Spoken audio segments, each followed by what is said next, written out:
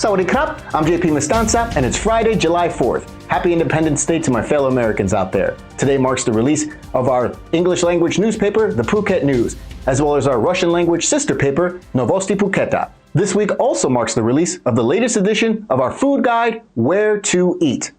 Grab your copy at locations across the island.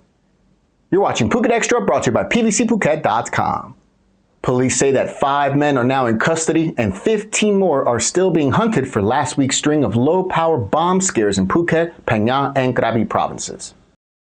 Investigators traced the cell to Thailand's Deep South insurgency belt after seizing a silver Mitsubishi Triton pickup believed to have ferried the bomb team out of Pattani province. The truck, license plate Koto 5429, was found hidden at a house in Riarang district of Pattani province this past Wednesday, July 2nd. No one from that residence has been charged, as police do not believe that any of the residents of the house were involved. However, the vehicle has been impounded for forensic work. Officers from the Internal Security Operations Command Region 4 believe that the Triton carried the suspects from Pattani to Tepa in Songkhla province, where they switched to another car for the final run to the upper Andaman coastal provinces, including Phuket.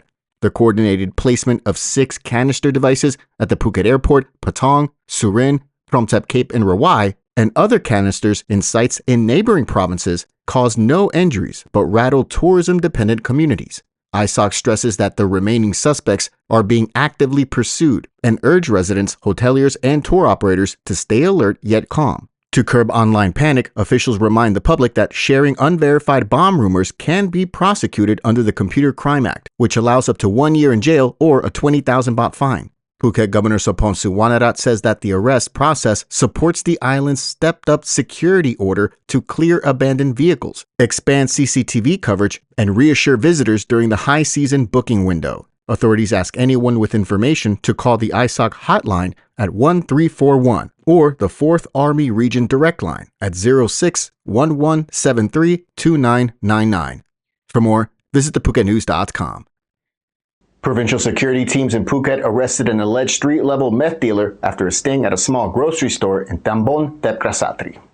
Acting on resident complaints that the shop had become a convenient pickup point for yaba or crystal meth pills, Phuket Defense Officer Akara Suwatikun sent an undercover buyer to confirm the sales. At about 6:30 p.m. on Wednesday, officers moved in with Volunteer Defense Corps support and detained a Thai man inside the store. They seized 282 methamphetamine tablets, 25 of them just handed over in the controlled buy, together with 560 baht in marked cash. Investigators say that the suspect was out on bail from a prior drug case, yet continued selling without fear of consequences. He is now charged with possession and distribution of a Category 1 narcotic and transferred to Talang Police Station for remand. Officials add that Wednesday's raid is part of a wider campaign to dismantle local supply networks before they reach Phuket's beaches and nightlife zones.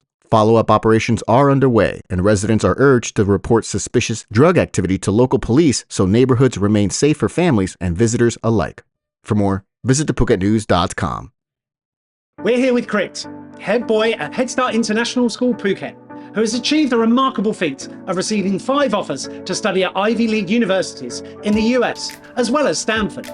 Chris, how has Head Start supported you in this achievement? Head Start's university preparation program has given me truly personalized and individual feedback. It's clear that they want me to truly succeed. Applying to this many world-leading universities required me to juggle a lot of plates at the same time, and Head Start's university counselors were really accommodating in helping me through that. Whether it was completing application forms, prepping for interviews, or writing personal statements, they were always on hand. It wasn't a one-man show that got me these offers. I had the support of the entire school, giving me the confidence to fulfill my dreams. To find out more about Head Start's university preparation program, the world-leading destinations of its graduates, or to arrange a tour, visit headstartphuket.com. Thailand's long-debated plan to legalize casino/entertainment complexes may be pulled from Parliament's agenda next week, with a final decision set for Monday. The Prime Minister's Office Minister, Chusak Sirinil, confirmed the coalition will decide on Monday, July 7th, whether to withdraw the bill entirely or simply delay it for more study. Although a formal withdrawal normally needs a House vote, the motion could pass immediately if no MPs object. Chusak says the latest cabinet reshuffle has left several new ministers wanting a, quote, thorough relook at costs, social safeguards, and revenue forecasts before the bill advances. Deputy Transport Minister Manapon Charoensri adds that the government whips will take a final stance after consulting Deputy Finance Minister Julapon Amonvivat, who has championed the bill. The legislation has been tagged urgent for the current session, but the coalition now intends to push an amnesty bill first. That rethinking decision has alarmed the Senate committee that has spent months analyzing the casino proposal. Senator Wirapan Suwanamai, the chairman of a Senate committee studying the bill, says that the upper house fears key data are being withheld and has summoned a representative of suspended Prime Minister Betotang Shinawat to answer detailed questions on July 17, ranging from whether casino gaming is the project's main income source to how licenses would be issued and whether land eyed at Bangkok's Klong Toi port can legally be expropriated. The outcome matters far beyond the capital. Here in Phuket, business leaders are split over hosting any future entertainment complex with casino, citing the island's family-friendly image versus potential year-round spending. Monday's decision will signal whether that debate moves forward or is shelved for now. For more, visit PhuketNews.com. With more electric cars quietly rolling onto island roads, Wichit police have moved to prepare its first responders for a very modern hazard: battery fires. On Tuesday and Wednesday this week, about 40 members of the municipality's disaster prevention unit completed a 2-day course on how to recognize, contain, and cool high-voltage blazes that behave very differently from petrol fires. Wichit Mayor Krita opened the program at the Disaster Prevention and Mitigation Center, calling it an investment in public safety for the EV era. Instructors from Bangkok-based QTech Drive 29 walked crews through lithium-ion battery architecture, warning signs, and proper fire suppression techniques specific to EV fires. Practical drills followed using a mock-up EV chassis and actual EV cars. Teams from Phuket City, Katu, Ratchada, and the Provincial Administrative Organization observed, aiming to replicate the training in their own jurisdictions, while Central Phuket Mall security staff attended to improve on-site response in its multi-story car parks. For more, visit PhuketNews.com.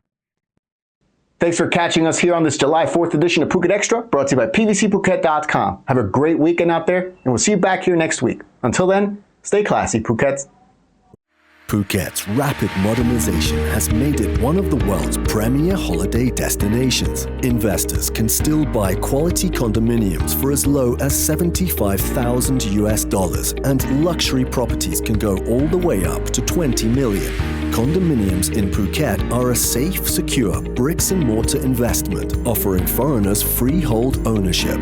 Call or email Thai Residential, Phuket's #1 trusted real estate advisor, to find your perfect Phuket property.